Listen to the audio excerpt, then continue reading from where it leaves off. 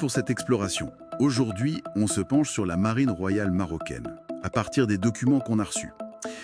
L'idée, c'est d'en extraire l'essentiel, comprendre cette force, depuis ses origines jusqu'à aujourd'hui. Alors, pour commencer, ce qui est intéressant, c'est que sa création est assez récente, 1960, juste après l'indépendance du Maroc. Oui, c'est ça. Au début, c'était vraiment une force côtière. Des moyens, c'est limité quoi. Souvent du matériel français ou espagnol, récupéré ou acheté. C'était une étape fondatrice quand même, essentielle pour que le royaume puisse affirmer sa souveraineté maritime. Donc les toutes premières missions, logiquement, c'était surveiller les côtes, contrôler la pêche. Et l'évolution depuis, elle est assez remarquable, non?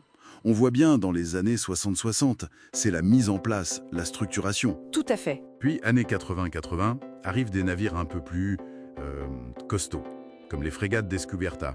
C'était lié d'ailleurs à l'extension des zones économiques exclusives, ces ZEE, ces grands espaces maritimes. Oui, et c'est vraiment au XXIe siècle que ça s'accélère. Là, il y a eu d'importants investissements, c'est ça qui a permis d'acheter des unités très modernes. Ah oui. Oui, on pense tout de suite à la frégate Frem, la Mohamed VI, et aussi les frégates Sigma d'origine néerlandaise. L'accent est mis très clairement sur des capacités pointues. C'est-à-dire? La lutte anti-sous-marine, la défense aérienne, et puis une participation plus grande aux exercices internationaux, la lutte contre les trafics illicites, ce genre de choses. D'accord. Et pour faire naviguer tout ça, il faut du monde bien formé, j'imagine. L'école royale navale à Casablanca, elle est présentée comme le centre névralgique de la formation. Exactement. Pour les officiers, les sous-officiers, les équipages. Navigation, mécanique, système d'armes. Tout à fait. Et il n'y a pas que les cursus, disons, classiques, il y a aussi des formations très spécialisées. Ça montre bien la montée en gamme. Comme quoi, par exemple? Les plongeurs démineurs, les commandos marines, la guerre des mines, le sauvetage en mer. C'est vraiment cet effort continu sur la formation qui permet ensuite de maîtriser des équipements de plus en plus sophistiqués, quoi. Alors justement, l'équipement, c'est là que ça devient vraiment intéressant.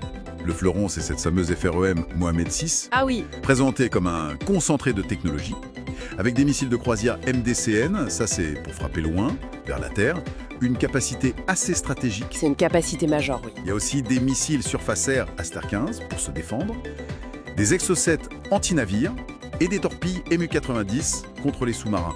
Bon, un vrai couteau suisse high-tech en gros. Absolument. Et ce n'est pas tout. À côté, il y a les 3 frégates Sigma qui sont très polyvalentes et les 2 Floréal, plus pour la surveillance. Sans oublier toute une flotte de patrouilleurs pour la haute mer et pour les côtes. Oui, cette diversité. Ça montre bien qu'ils veulent couvrir un large spectre de missions. Et il faut aussi mentionner les navires de débarquement, les batrales, essentiels pour projeter des forces. D'accord. Les hélicoptères embarqués aussi, comme le Panther pour la lutte anti-sous-marine ou le sauvetage, le SAR, Search and Rescue, et bien sûr les unités de fusiliers marins, les commandos, pour les opérations un peu plus musclées.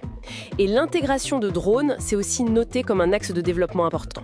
Bon, alors, si on essaie de résumer tout ça, qu'est-ce qu'on retient? Surtout la transformation impressionnante, non? Oui, D'une petite force côtière au départ, à une marine aujourd'hui moderne, bien équipée, qui compte dans la région. c'est une excellente synthèse. C'est une force qui est capable de défendre les intérêts stratégiques du Maroc en mer, c'est certain, mais aussi de jouer un rôle actif et reconnu dans la sécurité maritime, que ce soit au niveau régional ou international.